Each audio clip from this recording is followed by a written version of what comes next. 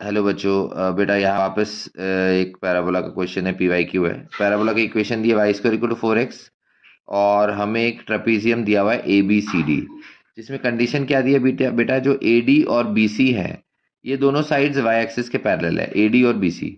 और जब हम ए सी को ज्वाइन करते हैं तो वो फोकस से पास करती है 1,0 पॉइंट से।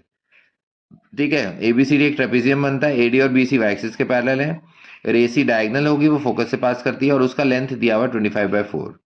हमें इसका ट्रेपेजियम का एरिया बताना है। तो पहले हम इसमें पैरामेट्रिक कोऑर्डिनेट्स इसके लिए लेते हैं, टी1 स्क्वायर कॉमा 2t1। अब ये पॉइंट इसके जस्ट नीचे है, तो इसका वाई कोऑर्डिनेट नेगेटिव हो जाएगा, मतलब टी1 स्क्वायर माइनस 2t1 हो जाएगा। ठीक है। अच्छा, ए और सी ए सी फोकल कॉर्ड है, तो इसके पैरामीटर्स का प्रोडक्ट -1 होगा। तो और इसका टी1 लिया है, तो इधर टी2 -1/t1 आएगा। तो T2 अगर -1/t1 आया इधर के लिए, T2 क्या आया, -1/t1। तो इसके कोऑर्डिनेट्स हम कैसे लेंगे, T2 square comma 2t2, T2 की जगह -1/t1 डालो, तो 1/t1 स्क्वायर माइनस 2/t1। और इसका पॉइंट का वाई कोऑर्डिनेट प्लस में आ जाएगा, मतलब 1/t1 square comma 2/t1 plus में, है ना। तो अब यहाँ पे हम लेंथ का फॉर्मूला यूज करते हैं। तो फोकल कॉर्ड की बेटा लेंथ का फॉर्मूला होता है ए इंटू टी1 प्लस 1/t1 का होल स्क्वायर। ये 25/4 दिया है, ए का वैल्यू 1 है। अब इसका रूट ले लो, तो टी1 प्लस 1/t1 5/2 हो गया।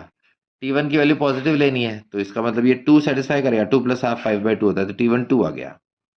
टी1 2 आ गया, इसमें टी1 2 पुट कर दो, 2 स्क्वायर और ये 4 4 आ गया, तो इसके जस्ट नीचे 4 -4 हो गया। सी में इसकी वैल्यू पुट करी 1/4 -1, और डी में 1/4 कॉमा 1। अब ट्रेपेजियम का फॉर्मूला लगा, half sum of parallel sides. AD का हम डिस्टेंस कैसे निकालेंगे, दोनों के वाई कोऑर्डिनेट को माइनस करो, 4 माइनस -4 मतलब 8 आएगा। इधर दोनों का वाई कोऑर्डिनेट माइनस किया, 1 माइनस -1 तो 2 आया, तो हाफ इंटू 8 प्लस 2। और दोनों के बीच का डिस्टेंस कैसे निकालेंगे, एक्स कोऑर्डिनेट को माइनस करके, तो 4 में से 1/4 माइनस कर दो बेटा। तो उस तरह से हमारे पास एरिया आ जाता है 75/4 स्क्वायर इंच। ओके।